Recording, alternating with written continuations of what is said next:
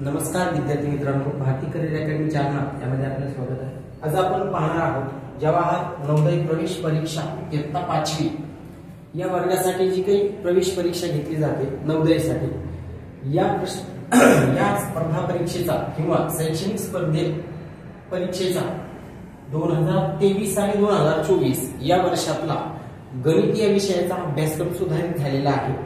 बऱ्याच लोकांना याबद्दल कल्पना नसेल, मात्र आता येत्या काही दिवसामध्येच पेपर आपला होणार आहे। 20 तारखेला या प्रवेश परीक्षेचा पेपर आहे आणि या प्रवेश परीक्षेसाठी गणित या विषयाचा जो काही अभ्यासक्रम आहे हा अभ्यासक्रम सुधारित पद्धतीनं आलेला आहे, हे आपल्याला बघायचं आहे। त्यामध्ये गणितावर आधारित असलेला जो काही भाग आहे हा आपण समोर घेतोय। एक एक टॉपिक बद्दल आपण चर्चा करायची आहे, एक एक घटक आपण पाहतोय। पहिला घटक आपण त्यामध्ये घेतलाय तो म्हणजे संख्या आणि संख्या लेखन पद्धती। आता यामध्ये आपल्याला विशेषतः संख्या ज्यामध्ये नैसर्गिक असतील, मूळ असतील, सहमूळ असतील, विषम असतील, नैसर्गिक असतील, अशा सर्व जे काही पद्धतीच्या संख्या आहेत यांचा अभ्यास करणं गरजेचं आहे आणि त्यावर आधारित असणारे काही प्रश्न लक्षात घ्या। त्याच्यानंतर पुढचा जो भाग आहे तो म्हणजे संख्या लेखन पद्धती। आता या संख्या लेखन पद्धतीमध्ये काय आहे, ज्यामध्ये तुम्हाला काही संख्या दिलेली असतील, अंक दिलेले असतील, काही संख्या अक्षरात दिली असेल, काही संख्या अंकात दिली असेल, हे तुम्हाला शोधायचे आहे लक्षामध्ये। तर असा हा पहिला जो काही भाग आहे, हा पहिला भाग संख्या या घटकावरून पेपरमध्ये विचारल्या जाण्याची शक्यता आहे। दुसरा भाग बघा, पूर्ण संख्या आणि त्यावरील क्रिया। आता पूर्ण संख्या आणि त्यावरील क्रिया म्हणजे कोणत्या, ज्यामध्ये आपल्याला प्रामुख्याने बेरीज, वजाबाकी, गुणाकार आणि भागाकार या ज्या काही प्रमुख क्रिया आहेत, या क्रिया या भागावरून विचारल्या जाणार आहेत, ज्यामध्ये पूर्ण संख्या असते। अपूर्णांकामध्ये खाली आपण भाग घेणार पूर्णांकावरून असणाऱ्या या 4 क्रिया आणि त्याच्या संबंधित असणारी जी काही उदाहरणं आहेत, ही उदाहरणं सुद्धा आपल्याला यामध्ये बघायची आहेत। त्यानंतर तिसरा प्रकार आहे तो म्हणजे अवयव आणि गुणके। जसं की लसावी मसावीचा जो काही पहिला भाग आपण म्हणतो, ज्यामध्ये अवयव आणि गुणक हे दोनच भाग येतात। खरं पाहिलं तर तुम्हाला लसावी आणि मसावी सुद्धा करावा लागणार आहे, लक्षात घ्या। पण ज्या पद्धतीने आपण याच्या अगोदर लसावी मसावी केला होता, ज्या पद्धतीने आपण त्याच्या अगोदर लसावी मसावीचे मागच्या किंवा त्याच्या अगोदरच्या वर्षीचे जर पेपर काढले त्यामधून लसावी मसावीवरती प्रामुख्याने जसे प्रश्न यायचे तसे आता प्रामुख्याने तुम्हाला प्रश्न येताना दिसणार नाही, कारण त्यांनी अवयवामध्ये सांगितलंय फक्त अवयव आणि गुणके, पण लसावी मसावी मात्र आपल्याला काढता यायला पाहिजे, जेणेकरून आपल्याला त्यावरून काही शाब्दिक उदाहरणाचा जर प्रश्न विचारलाच त्यांनी तर तो आपल्याला त्याच्यावर सोडता येईल। म्हणजेच अवयव आणि गुणके हा पुढचा प्रकार त्यांनी त्यामध्ये घेतला आहे। त्यानंतर पुढचा प्रकार आहे त्याच्यानंतर दशांश अपूर्णांक। आता दशांश अपूर्णांक मध्ये पुन्हा तेच आलं, बेरीज, वजाबाकी, गुणाकार, भागाकार आणि गुणाकार। तर या सगळ्या क्रिया आपल्याला दशांश अपूर्णांकामध्ये बघायच्या आहेत किंवा दशांश अपूर्णांकावरून आपल्याला तो भाग विचारला जाण्याची शक्यता आहे। त्यानंतर पुढचा भाग आहे तुमचा व्यवहारी अपूर्णांक। आता ह्या व्यवहारी अपूर्णांकामध्ये काही शाब्दिक उदाहरण असतील, यामध्ये शाब्दिक उदाहरण पण आहे, शाब्दिक उदाहरण, ठीक आहे।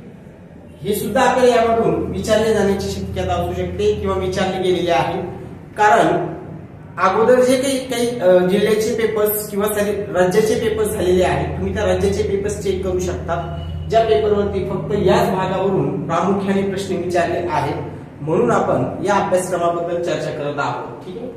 त्यानंतर पुढचा जो काही भाग आहे तो म्हणजे लांबी, वस्तुमान, आकारमान इत्यादी वरील प्रश्न, म्हणजे अंतर असेल, लांबी असेल, वस्तुमान असेल किंवा त्याच्यानंतर आकारमान असेल, याच्यावरून सुद्धा तुम्हाला प्रश्न विचारले जाऊ शकतात। काही संख्या जसं की आपल्याला सांगितलं जाऊ शकतं की 5 किलो कापूस आहे, 3 किलो लोखंड आहे, 4 किलो समथिंग अजून काही आहे, त्यांची बेरीज करा, वजाबाकी करा, असे जे काही प्रश्न आहेत वस्तुमानावर आधारित असलेले, हे सुद्धा प्रश्न तुम्हाला पेपरमध्ये विचारले जाणार आहेत। हा सुद्धा घटक त्यांनी पेपरला ठेवलाय।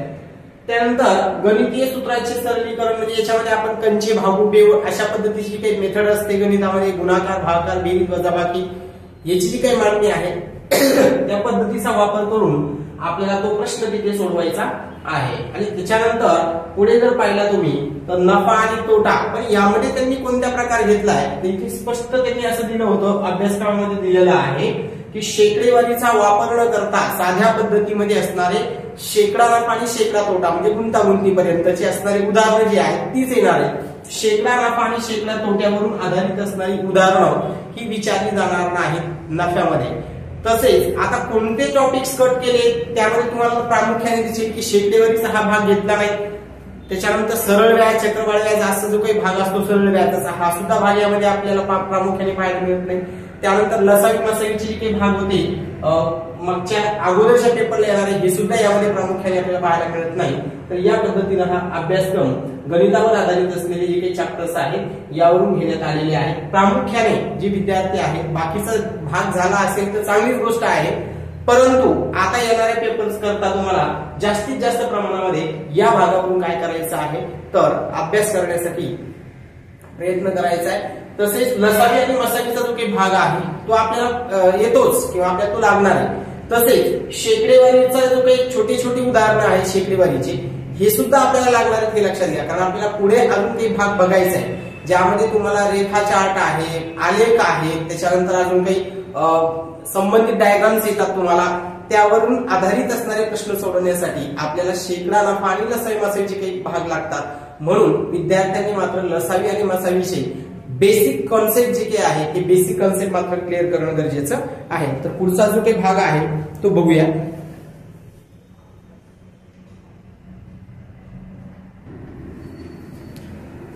त्यानंतर भूमितीवर आधारित असलेला जो काही भाग होता यामध्ये मात्र काही थोड्या प्रमाणात बदल आहे, ज्यामध्ये आपल्याला प्रामुख्याने अगोदर कोण, आता मग ह्या कोणामध्ये मग प्रत्येक प्रकार जे काही आहेत, लघुकोन असेल, काटकोन असेल, विशाल कोन असेल, त्यानंतर रेषेजुळीतील कोन असतील, असे ह्या सगळ्या जे काही कोणांच्या जोड्या आहेत या सगळ्या कोणांच्या जोड्या विद्यार्थ्यांना बघायच्या आहेत. यावरून आधारित असलेले प्रश्नही तुम्हाला पेपरमध्ये विचारले जाऊ शकतात किंवा विचारण्याची शक्यता आहे, जी की अगोदरच्या पेपर्समध्ये आपण प्रामुख्याने काही प्रमाणातच भूमितीचे चॅप्टर्स बघायचे. यावेळेस मात्र त्यांनी तुम्हाला डिटेल्स मध्ये जे काही भाग आहेत हे दिलेले आहेत.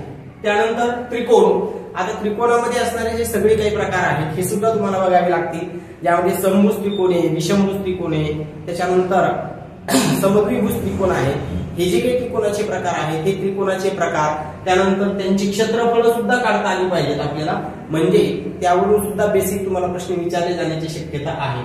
त्यानंतर चौकोन आणि बहुभुजाकृतीच्या आकृत्या, म्हणजे चौकोनामध्ये मग सगळंच आलं. आपण जे मागच्या वेळेस अगोदरच्या जे काही परीक्षा झाल्या त्यामध्ये आपण प्रामुख्याने आयात, चौरस याच्यावरती भर द्यायचो, मात्र इथे आता तुम्हाला चौकोनाच्या प्रकारामध्ये म्हटल्यामुळं तर समलंब चौकोन असेल, आयात असेल, पतंग असेल, चौरस असेल, यावरून आधारित असणारे जेवढे काही प्रकार आहेत चौकोनाचे, चक्रीय चौकोन असेल वर्तुळामध्ये असलेला, या सगळ्या भागांचा आपल्याला अभ्यास करायचा आहे. तसेच आलेख आणि रेखाकृती, म्हणजे तुम्हाला यामध्ये आलेख सुद्धा विचारले जाण्याची शक्यता आहे.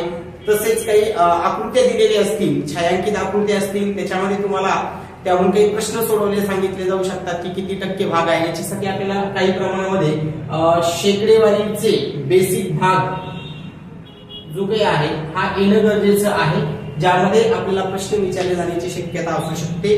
त्यामुळं विद्यार्थ्यांनी मात्र आलेख आणि रेखाकृतीचे जे काही भाग येणार आहेत ते पाहायचे आहे.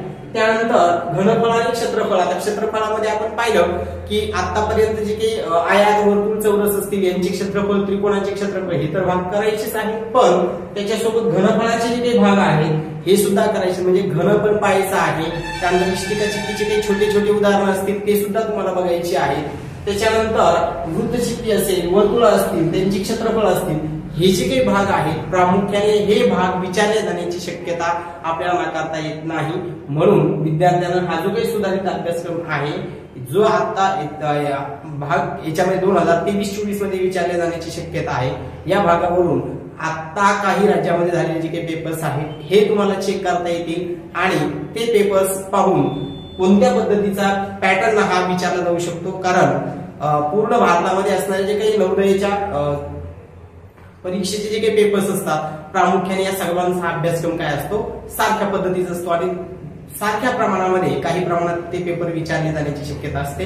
म्हणून येणाऱ्या जी काही काळामध्ये होणारी महाराष्ट्रातला नवोदयचा पेपर असेल त्याकरता या टॉपिक वरून विद्यार्थ्यांनी जास्तीत जास्त प्रयत्न करावा आणि शिक्षण आणि मार्गदर्शकांनी हे जे काही प्रकार आपण दाखवलेले आहेत, हे जे काही घटक घेतलेले आहे, या घटकावरून जास्तीत जास्त पद्धतीची उदाहरणं घेण्याचा प्रयत्न करावा. व्हिडिओ आवडलाच असेल तर लाईक करा, सबस्क्राईब करा, जास्तीत जास्त विद्यार्थ्यांपर्यंत शेअर करा. धन्यवाद.